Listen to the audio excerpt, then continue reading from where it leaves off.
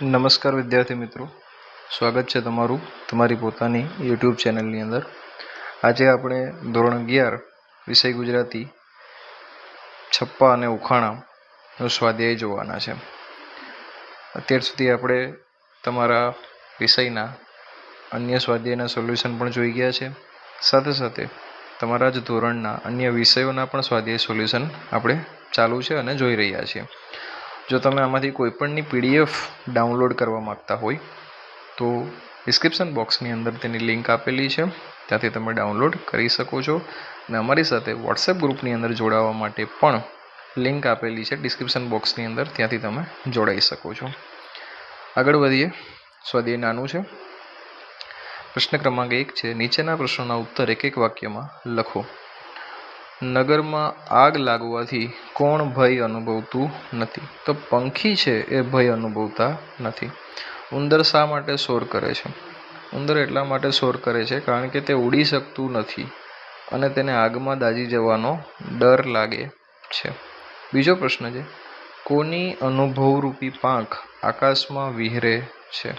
તો જ્ઞાનીજનો જે છે, નોલેજેબલ પર્સન છે, એની અનુભવરૂપી જે પાંખ છે આકાશમાં વિહરે છે.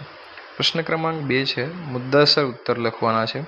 જેમાં પ્રશ્ન ક્રમાંક 1 છે, પહેલા છપ્પા દ્વારા અખો સૌથી પ્રાચીન કવિ ગણી શકીએ આપણે ગુજરાતી સાહિત્યમાં. અખો શું કહેવા માંગે છે?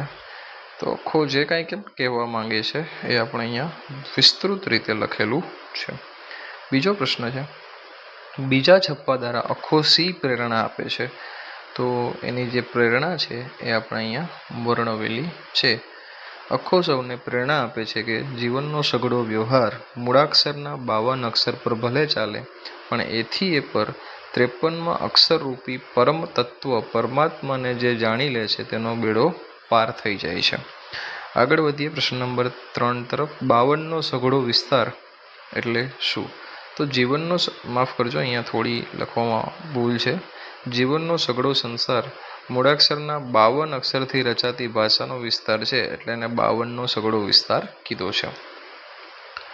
આગળ વધીએ. ત્રીજો પ્રશ્ન છે, મુદ્દાસર નોંધ લખવાની છે. આવી નગરમાં લાગી લાઈ છપ્પા દ્વારા રજૂ થયેલા જ્ઞાનના મહિમા વિશે નોંધ લખો, જે અહીંયા લખાયેલી છે, તમે જોઈ શકો છો. પછી આગળ વધીએ તો પ્રશ્ન નંબર 2 છે, ભાષા વિશેના અખાના જે વિચારો છે એના વિશે તમારે નોંધ લખવાની છે, જે અહીંયા લખાયેલી છે. આગળ વધતા રહીશું સ્વાધ્યાય તરફ. ઉખાણાના સ્વાધ્યાય છે. જેમાં પ્રથમ પ્રશ્ન છે, કવિએ ક્યુ અચરજ જોયું? કવિએ પડછાયો જોયો, જેને કવિએ અચરજ કીધું છે. બીજું છે, કાયા ઉપર શું શું રહેલું છે? તો કાયાની ઉપર હાડકાં, લોહી, ચામડી અને વાળ રહેલા છે. ત્રીજો પ્રશ્ન છે, હંસ કોની પાસે બેસતા નથી? હંસ દર્પણના કિનારે બેસતા નથી. કવિએ કોને સરોવર કહ્યું છે? કવિએ દર્પણને સરોવર કહ્યું છે. પ્રશ્ન ક્રમાંક 2 છે, મુદ્દાસર ઉત્તર લખવા માટેના. પ્રથમ પ્રશ્ન છે, પહેલા ઉખાણા દ્વારા કવિ શું કહેવા માગે છે? તો જે હમણાં શરીરની વાત કરી એ જ કવિ અહીંયા કહેવા માગે છે. બીજો પ્રશ્ન છે, બીજા ઉખાણા દ્વારા કવિ શું કહેવા માગે છે? તો બીજા ઉખાણા દ્વારા હંસની જે હમણાં વાત કરી આપણે એ કહેવા માગે છે. બસ, તો અહીંયા જે આપણું સ્વાધ્યાય છે એ સંપૂર્ણ રીતે પૂર્ણ થાય છે, જેને તમે જોઈ શકો છો. અને આવા જ અવનવા વિડીયોઝ માટે અમારી